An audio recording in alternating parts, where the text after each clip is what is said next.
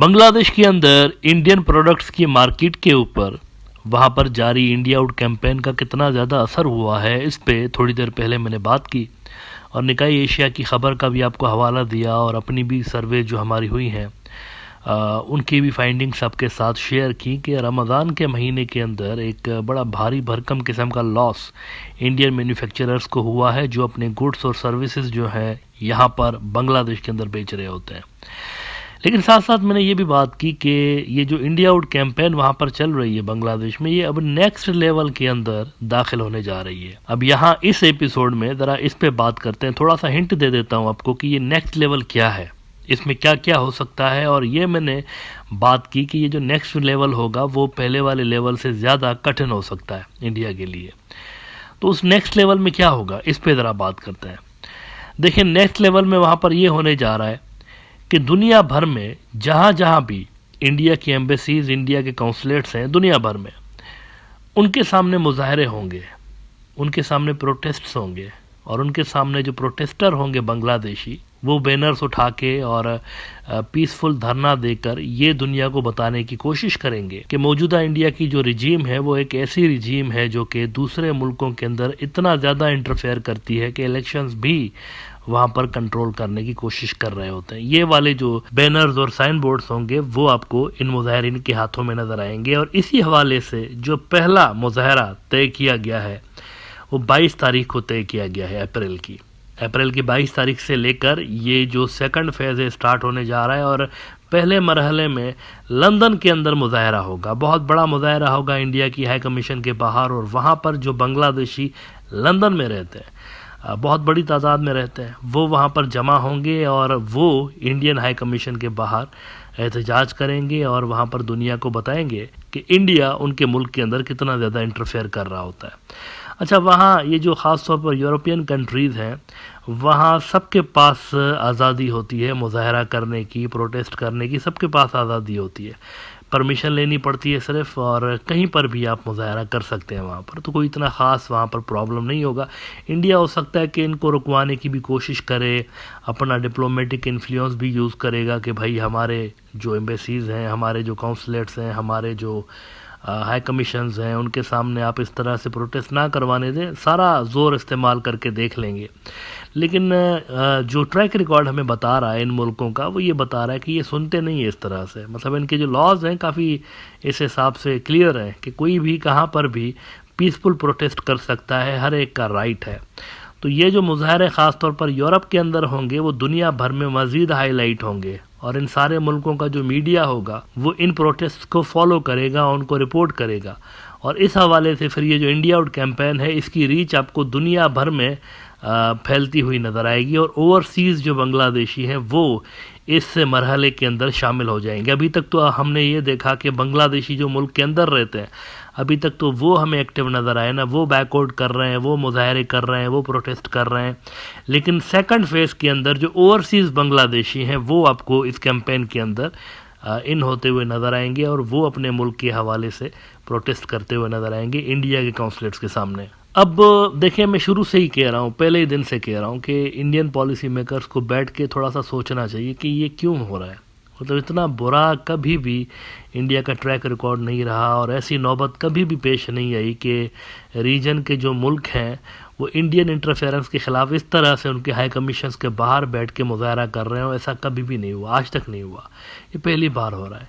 इसका मतलब है कि मौजूदा जो पॉलिसी मेकर्स हैं कहीं ना कहीं उनसे गलतियां हुई हैं और उन गलतियों को सुधारना चाहिए। लेकिन हमेशा कहता रहता हूँ, जब तक मोदी है वहाँ पर पावर में और जब तक बीजेपी पावर में है, आप एक्सपेक्ट नहीं कर सकते कि चीज़ें वहाँ पर ठीक होंगी, ये मज़ीद बिगाड़ की तरफ जाएंगी।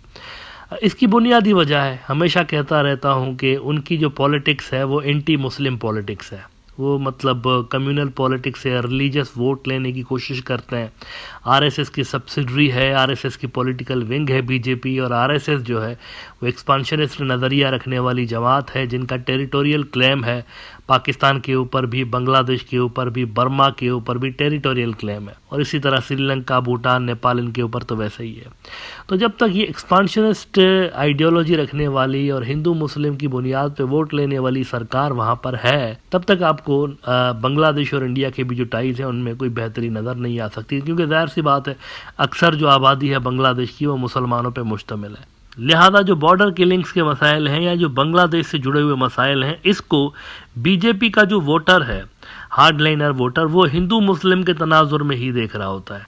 मतलब उनकी सोच ही बस इतनी है, मतलब ये हिंदू मुल्क है, ये मुसलमान मुल्क है, वो इस तरह से बांग्लादेश को देख रहे होते हैं। बॉर्डर किलिंग्स का नैरेटिव भी उनको सूट करता है। इसी तरह से ये जो सो कॉल्ड बांग्लादेशी घुसपैठिए वाला जो नैरेटिव है कि बांग्लादेशी बहुत बड़ी तादाद में हमारे मुल्क के अंदर आ जाते हैं बिना वीज़ा के, ये वाला नैरेटिव भी इनको सूट करता है पॉलिटिकली। ये अपने अपोनेंट्स को इसी बात पे चिढ़ा रहे होते हैं कि हमारे अपोनेंट्स कम्युनल पॉलिटिक्स करते हैं और यहाँ पर गैर मुल्की जो मुसलमान हैं उनको लेकर आते हैं, फिर उनका वोट बैंक रजिस्टर करवा के उनसे वोट लेते हैं और अपीजमेंट की पॉलिटिक्स करते हैं, उनको खुश करने की पॉलिटिक्स करते हैं। आज मोदी ने एक जगह पर तकरीर करते हुए, मेरे ख्याल से कश्मीर के अंदर था, तो वहाँ पर तकरीर करते हुए इस कदर रकीक हमले उसने मुसलमानों के ऊपर किए हैं, मतलब नाम उन्होंने मुसलमानों का यूज़ नहीं किया, मुसलमानों की जगह पर मुगल मुगल कहता रहा, लेकिन सारी दुनिया जानती है कि जो बात कर रहा था वो मुसलमानों की ही कर रहा था, क्योंकि आज के दौर में तो मुगलों की हुकूमत नहीं है ना।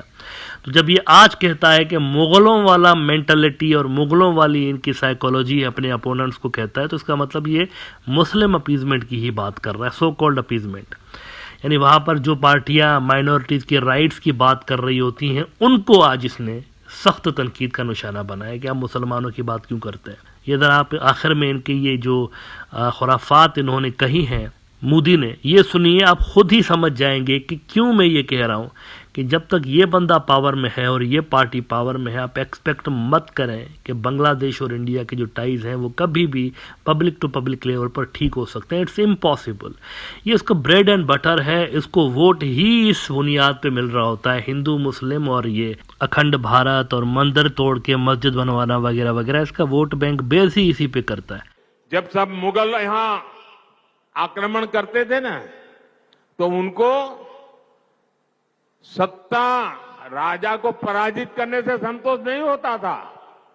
जब तक मंदिर तोड़ते नहीं थे, जब तक श्रद्धा स्थानों की कत्ल नहीं करते थे, उनको संतोष नहीं होता था, उनको उसी में मजा आता था। वैसे ही सावन के महीने में वीडियो दिखाकर वो मुगल के लोगों के जमाने की जो मानसिकता है ना, उसके द्वारा वो देश के लोगों को चिढ़ाना चाहते हैं और अपनी वोट बैंक पक्की करना चाहते हैं। ये वोट बैंक के लिए ये चिढ़ाना चाहते हैं। आप किसे चिढ़ाना चाहते हैं?